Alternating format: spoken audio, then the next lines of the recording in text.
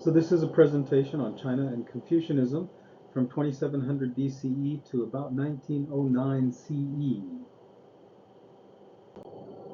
And here's a timeline of Chinese history that illustrates the chronological location of Chinese dynasties. It's worth taking a look at. It is kind of interesting, and Confucianism has very much to do with these. The first time that Confucianism was made an official part of Chinese government activity was actually during the Han Dynasty, roughly about where this corner kind of creeps in, and the chart turns to the left. And then Confucianism was in use on and off throughout Chinese history until the Tang Dynasty, when Confucianism was made an official part of the imperial exams, and you started to see some exams used to qualify people using Confucianism to join the government. Then in the Song Dynasty, that was codified into a common practice. And during the Ming, Confucian examinations were a key part of Confucian political culture. And all the way through the Qing, this was also the case. So we want to start, though, today not with Confucianism, but with Lao Tzu. Around the 740s, 750s BCE, Lao Tzu, like Confucius, was reacting to the Warring States period, period in which various different princedoms were trying to take control of parts of the Zhou dynasty and kind of jockeying for position when they were thinking that it was about time to begin to try and defeat the Zhou dynasty and claim the mandate of heaven for themselves. These wars were endemic, and that's why it was known as the Warring States period. And Lao Tzu is one of the people who founded Taoism. Lao Tzu's key principle and sort of the core of Taoism is the idea of wu wei, non-action. That is, you should be careful not to act, because acting, whether you're trying to fix a problem or create something new that works, tends to cause more problems, he thought, than it solves. So for Lao Tzu, the goal of wu wei is to maintain a balance, not just in nature, but in society, and a balance between the relationships of people. And this balance is best served by being careful to not act when you are tempted to do so. Shunzi, or Sun Tzu at the same time, not Shunzi, was working on a different form of trying to find a way to end the warring states, and he wrote The Art of War. And this is a visual of what the art of war looked like in its original form. So Sun Tzu was writing about how to win wars, the idea being that if one power could win a war and bring peace, that this would bring the end to the warring states. Sun Tzu was interested in when to fight and when not to fight, particularly, how to treat your soldiers and how to treat your enemies, how to prepare for battles and how to predict who would win. And he prescribed this dictum, which we often forget when we think about the rest of the book. But the book is really about if you're not likely to win, then don't fight. This is a key principle for Sun Tzu. Confucius, or Master Kong Fuji, was born around 551 BCE. Confucius is a Latinization of his actual name. He lived in the kingdom of Lu for most of his life, and he worked there as a police chief and a lower level administrator. But he was forced to leave because of his strict moral beliefs, which wouldn't allow him to bend in some situations where it might have been more efficient, if not correct, to bend his ideals and serve the king. So after being forced to leave the state of Lu, he wandered, teaching his ideas about morality and philosophy to students all around what was then what we call China, in the hope of finding a ruler who would want and use his advice. He hoped to solve the questions created by the Warring States period, and particularly to find a way to end that Warring States period. Confucius' primary ideas included the idea that social hierarchy is not only natural but desirable in human societies, that ritual is critical in supporting human society, and he called that Li. Humaneness was the reason for behaving correctly, and he called that Ren or Zhen. And investigation of things was sort of the way that one satisfies one's need for social and spiritual enlightenment. So in many ways, Confucianism is not a religion. This is an example of what I mean here. In the Analects, there is a passage in which Qilu asked about serving the spirits, and Confucius said, if you can't yet serve men, how can you serve the spirits? His student Lu said, may I ask about death? And Confucius said, if you don't understand what life is, how will you understand death? My point here being that Confucius is interested in life in the here and now, not finding ways to prepare oneself for the afterlife, but understanding how to live today and how to live with people who are living. So in this sense, Confucianism is not really a religion. In Confucianism, for example, um, most people should be concerned most of the time with what Confucius defined as the five relationships. And these are relationships that exist in the here and now between living people.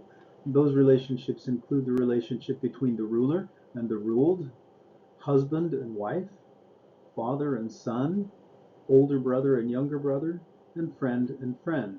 And within each one of these relationships, there are specific rules that guide the way that you are supposed to behave, depending on which part of the relationship your function is. Again, living for today and in the living world, Confucius was interested in what he called Li, or ritual. And he's interested in ritual not as sacrifices asking for the favor of gods.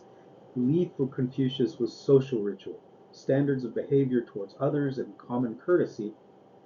Fundamentally, this idea was conservative. Confucius saw social ritual as time honored, as the basis for civilization, and without civility, he thought civilization would become chaos. So social ritual is the way that we keep society together by showing each other that we understand our position in relationship to everyone around us, that we respect each other, and that we function in society. So without Li, society would fall apart. So this is the kind of ritual that Confucius is interested in. Why do you behave in the way that Confucius says that you should behave? What's your motivation? What's your reason? Well, for Confucius, this is Zhen. Zhen is the source of all virtues, and it means various things: humaneness, compassion, love. Um, Today, this character is often translated as love, but it can be translated as all three of these and even more. Um, what Confucius means is that we need we need humaneness, we need compassion, we need love to make it possible for us to live together rather than fighting with each other. And we obey moral rules because we have this sense of humaneness, this sense of compassion. It's done that makes rituals real rather than just empty forms. We do those rituals because of our compassion and humaneness and our love for each other. If we don't have that, then the rituals are just rituals and they really mean nothing. Zhen for Confucius informs kindness, then makes relationships sincere, and it makes us recognize our own failings and seek to fix them because we care for others. So this is really sort of a foundational piece of Confucius. But in many ways, right, so we talked about how Confucianism is interested in how we behave in the real world and how we get along in the living world. But in many ways, Confucianism is a religion. In fact, it's been called a civil religion. Confucianism is essentially conservative. It is also about social behavior and ethics in this life, but it is transcendent. That is, it's about transcending or getting beyond our animal natures, going beyond our individual desires to be part of something bigger. It provides us ways to perfect ourselves. And in these ways, Confucianism is very religion-like. So it's about cultivating the self. And one of Confucius' key principles was the idea that humans should be investigating things. Confucius believed that the only thing that made all of this work worthwhile was the willingness to do the hard work of learning about things, about life, about the world, about everything around us. And so he believed strongly that education led to self-understanding, and self-understanding allowed us to remind ourselves of the purpose of our ceremonial actions when performing them. It allowed us to recognize the ways in which our relationship is embodied in the ritual, and this makes Confucianism transcendent as well. It helps us get beyond ourselves and our immediate lives and recognize our place in a larger society, a larger world, and even a larger universe. For these reasons, investigating things is critically important in Confucianism. And so Confucius is interested in lifelong learning. And this is another quote from the Analects. The master said, "At 15, my heart was set on learning. At 30, I stood firm. At 40, I was unperturbed. At 50, I knew the mandate of heaven. At 60, my ear was obedient. At 70, I could follow my heart's desire without transgressing the norm." In other words, Confucius sees us as developing over our entire lifetimes and stopping investigating things, stopping caring for each other, stopping ritual is actually a kind of way of interrupting our growth and making it impossible for us to function in society at a higher level.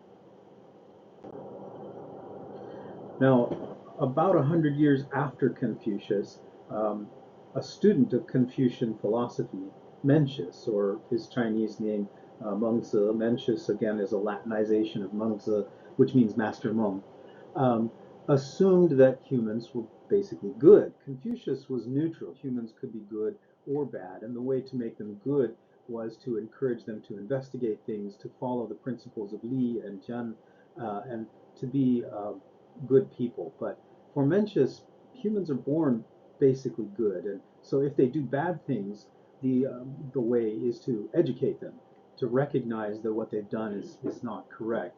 Um, so Mencius starts out not neutral about human nature, but much more positive about it. And he believed that once people learned what is good, understanding Confucian principles, that they would just naturally behave correctly. Legalism, on the other hand, which was an outgrowth of Confucianism, particularly just before and during the Qin dynasty, legalism assumed that humans were basically evil, so sort of just the other way, the other direction from Mencius. For legalists, there is no mandate of heaven. There's no reason for a ruler to rule except for that ruler's ability to take control and to enforce law. Because people don't know what is right, according to legalism, the ruler decides and the ruler enforces the law. And if people do bad things, then they must be convinced to change their ways. One of the ways to convince people is to use harsh judgment and punishments, and another way is to reward them when they do something right. And in this way, again, legalists, like any other Confucianists, believe in education, although I have to qualify that by saying it's a very different kind of education than either Confucius or Mencius visualized. In any case, these are the basic principles of Taoism, Confucianism, Mencius, and legalism. I hope this has been useful.